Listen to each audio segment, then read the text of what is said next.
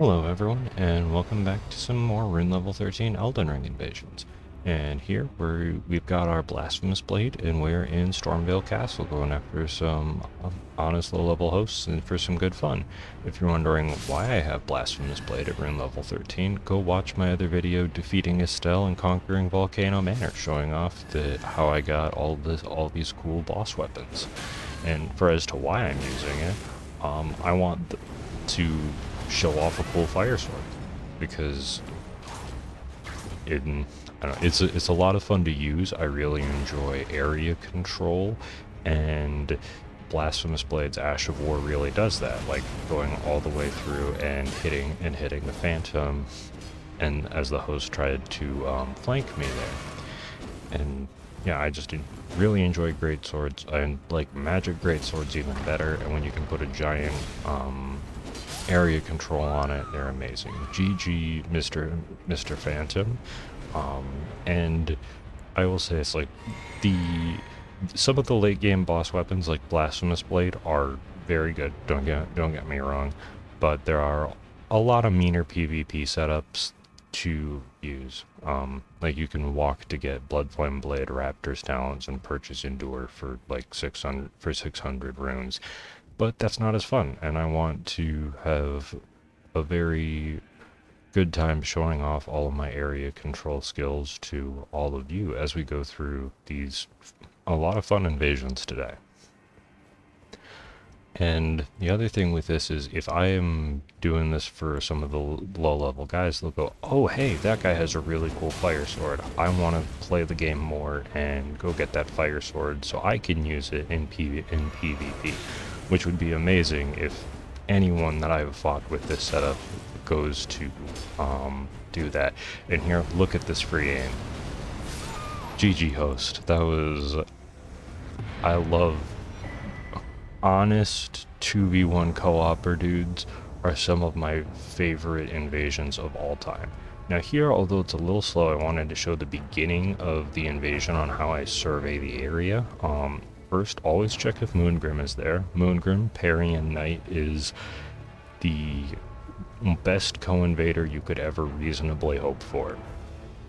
His parry, even though he's an NPC, his parry timing is top tier with like professional, or I say professional, but like people who play Elden Ring a lot. He has really good parry time, and because he is an NPC enemy, he doesn't have to worry about latency.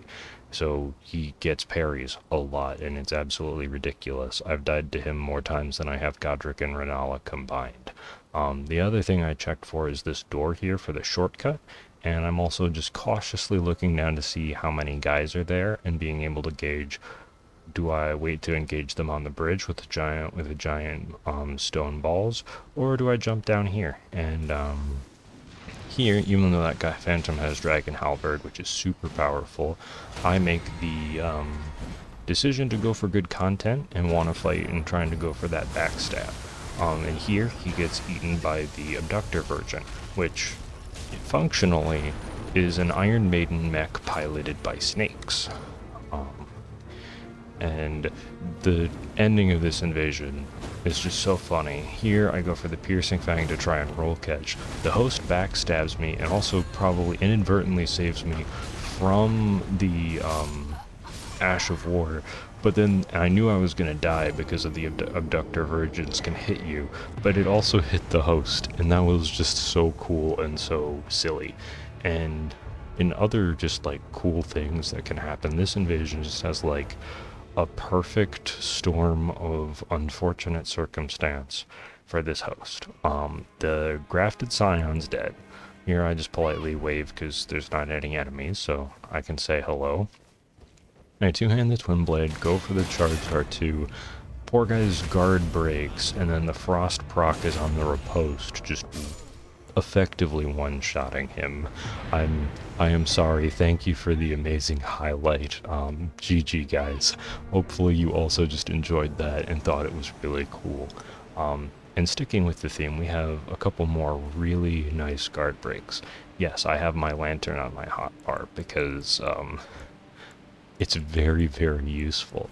Now here, if knowing rejection being one of the most powerful spells in all of FromSoft, I go for the ledge, get a guard break and a riposte with a lightning infused Lordsworn Greatsword for which has a 110 crit modifier. GG, that was just so cool, and I'm glad that I caught that.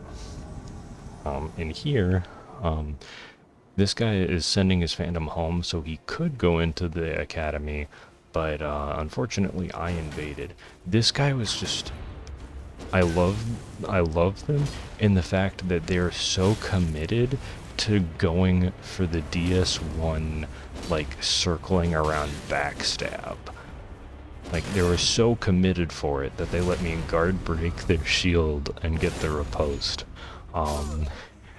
It was just so silly I had to run circles around them trying to find their backstab. They didn't lose any progress though, since the Grace is right there. Now here we cut in mid-invasion because these guys had wanted to stay in that room. So I switched up to Waves of Darkness, which I got from Estelle. Granted, Night Maiden's Mist is probably much easier to use and would also solve this problem and is much easier to get. However, I defeated Estelle, and I'm gonna use this Ash of War. And here we have an amazing double kill. So the host and Phantom follow me down the stairs. The host is frosted. We get combination frost and Waves of Darkness as the Phantom dies and the host gets pushed off by the Ash of War. GG, guys. Now here we have another Academy invasion. Now, this one starts off questionable but turns really fun really fast, because as soon as you see this door open, then you know that the people are playing the level and aren't just trying to blender invaders at the elevator and before at the main academy gates, grace site, and dueling area.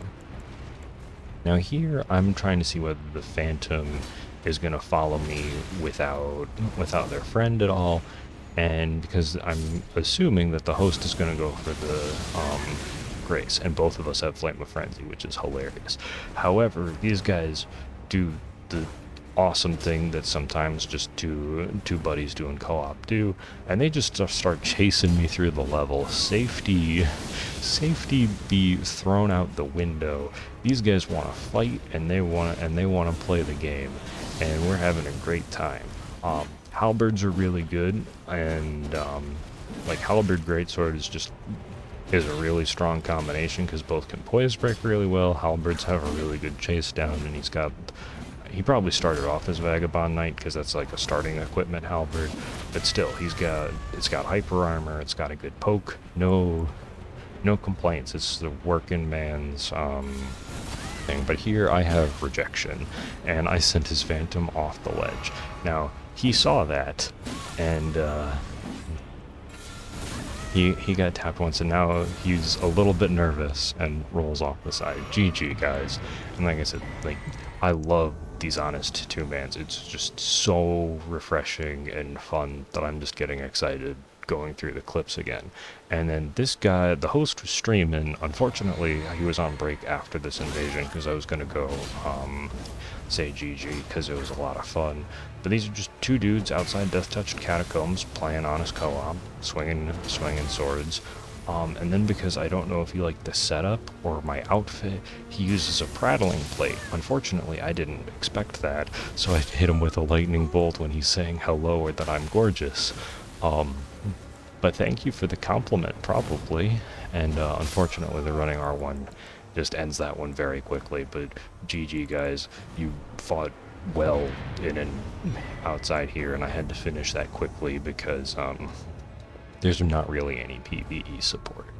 And now here is another a little bit longer of an invasion, and I want to show the beginning of how knowing the level is really important. Surveying about where they are in Stormvale, so I know where to run back to. First thing I do is stop to check and see if the Scion's alive, because this guy is a big safety net. Because I'm 90% sure he can't hit you. There's a burning thought in the back of my mind that there might be an attack or two that can. What you just saw there was that even when Host and Phantom kill PvE enemies, the Blasphemous Blade healing still works. So if I lose health, but they fight through the level killing the enemies, I get health back for it, which I'm not going to complain about. Yeah, so here I just run into them, and although there is a ledge right there, that guy has a colossal sword. He's got Guts' sword, and that thing is, it's a doozy to deal with from all the hyper armor. But I'd feel relatively safe over here because I have the crafted scion below. And what I should have said a little while earlier was pay attention to that one banished knight, because he'll be back. Here the host has some glintstone pebble, just basic, honest, basic spell. And really the question is how much can I get these two to be aggressive and charge me? Because if they're hyper aggressive, I can jump down and go after the crafted scion. And there I just duck behind the door frames always to make sure that I don't get hit in the back with magic. But since they're following, but not are super aggressive, I can bring them over to this room, and we'll get my banished knight friend. I don't know, we'll call him George. This is George the Dragon Slayer, the banished knight, and he's my bestie. However, they don't want to fight George and me, because they know that George and I are an unstoppable duo, and no one's gonna stop George the Dragon Slayer and Mithril. So I throw some volcano pots, but George doesn't care. He hears the commotion and is on the way to save the day. And these Stormveil Banished Knights, for honest low level, are crazy. They have really good hyper armor. You've got to be very prepared. There, I was kind of just running around because I lost track of the host, and I wanted to body block them from running away down the hallway, so I would have to chase two of them. But here, a very fortunate free aim. Taker's Flames takes out the Phantom from, I think, about half health, and now I change over to the Rune to start the chase down as the host is backing away. Now, I'm fine with, thank you, George, for all of your assistance in aggroing the host and Phantom. Yeah, I'm fine chasing down one person into an area with no enemies, but two is a little much. GG, host and Phantom. I hope you all have enjoyed the video, and have an awesome day, and I'll catch you in the next one. See ya!